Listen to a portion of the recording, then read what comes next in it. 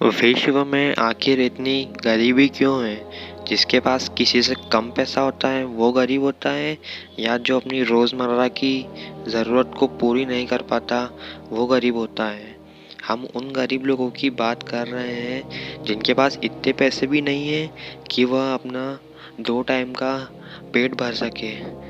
हमें लगता है कि कोई चीज़ महंगी होती है और कोई चीज़ सस्ती होती है, या फिर उसकी कोई कीमत नहीं होती। लेकिन ऐसा नहीं है।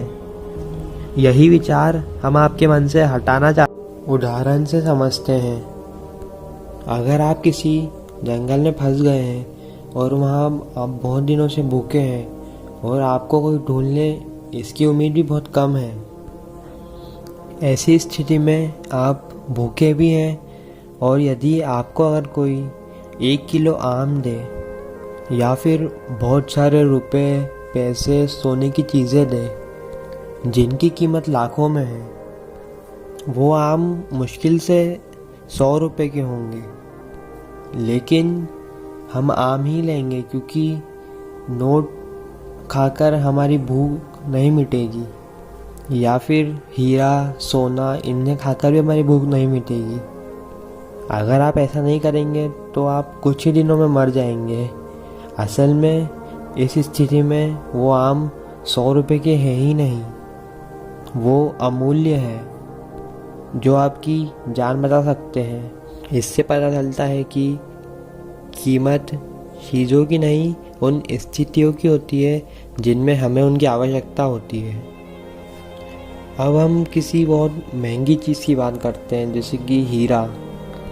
वह इतना महंगा इसलिए नहीं है कि वह बाकी पत्थरों से दिखने में बहुत खूबसूरत है या फिर वो कुछ अलग है।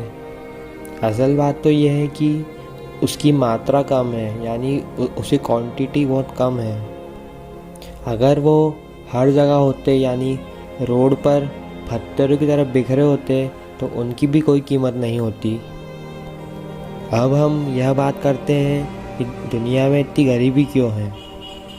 हम इसे एक कहानी के माध्यम से समझने की कोशिश करते हैं। यह कहानी सुनकर आपको पूरी बात समझ में आ जाएगी, लेकिन यह सिर्फ एक कहानी ही है, इसे दिल पर ना लें। यह कहानी एक बहुत ईमानदार व्यक्ति की है जो कि भगवान का एक भक्त था। उसने सब मोह माया छोड़ दी थी, लेकिन उसे घूमने का बहुत शौक था। वह हर समय घूमता ही रहता था। वह यह देखकर बहुत दुखी होता था कि दुनिया में कितने गरीब लोग हैं जिन्हें पेट भर खाना भी नसीब नहीं होता। वह बचपन से ही ईश्वर की भक्ति करता आया है। एक दिन ईश्वर उसके सामने प्रकट हुए। ईश्वर उसकी भक्ति से बहुत प्रसन्न थे। उन्होंने बोला, जो तुम चाहोगे मैं तुम्हें दूंगा।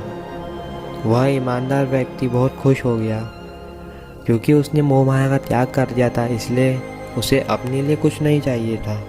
लेकिन संसार की गरीबी, दुख और ये सब देख के उसने फैसला किया कि उसने ईश्वर से कहा कि हर जगह इतने गरीब लोग हैं, मैं चाहता हूँ कि हर कोई धनवान हो जाए। ईश्वर ने कहा, ऐसा ही हो।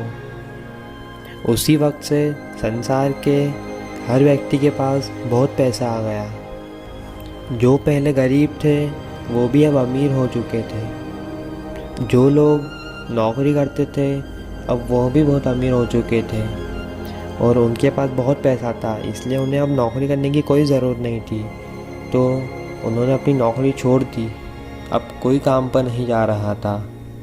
जो गरीब व्यक्ति खेत में अनाज उगाते थे वह भी अब बहुत अमीर हो चुके थे। उन्हें भी अब यह काम करने की कोई आवश्यकता दिखाई नहीं पड़ रही थी।